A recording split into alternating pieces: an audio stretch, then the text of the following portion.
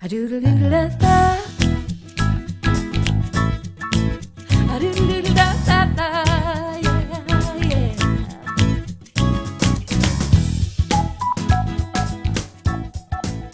Dear Amy, my new dog spends all of his time on his back.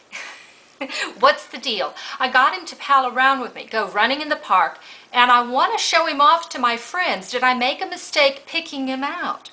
At the shelter, he acted cool and happy to be with me, but now all he does is whimper and whine and flip onto his back whenever I walk into the room. You'd think that I beat him or something, and I don't.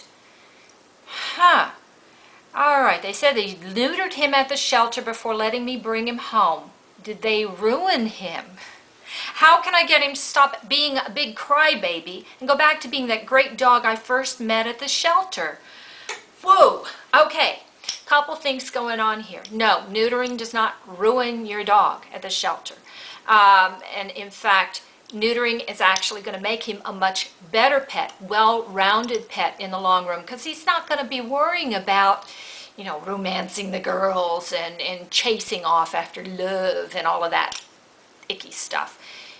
Well, for dogs anyway, it should be kind of icky because you don't want them littering. But let's put that to the side. For right now, you're talking about your dog's flipping on his back when you come into the room. Okay, oftentimes in shelter situations, a lot of ladies work in shelters. Dogs that are in shelters, maybe they've only been around women for the most part, who talk soft, they walk different, they smell different, they treat dogs maybe a little differently than men do, and perhaps you're a big macho guy that walks into the room and your voice is deeper and all of that. Well, you know what? When a dog flips onto his back, he's saying, "You the boss."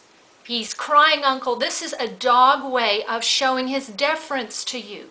So what's happening, actually, when you get upset and aggravated, he's saying, "Oh, I'm sorry," and he's doing it even more, trying to appease you. So maybe you need to back off just a little bit. Give him a little bit of space. Remember, going from a shelter situation, maybe a home from before, to the shelter, and now to your house, he's gone through a lot. Cut the poor doggy a break. Give him a little bit of space.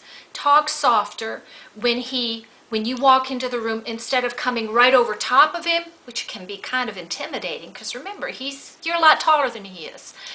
Stand back a little bit. Why don't you sit down on the floor? See if he can come to you.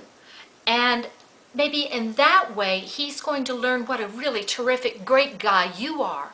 And he's not going to feel like he has to always be saying, "You're the boss." A doodle doodle da da.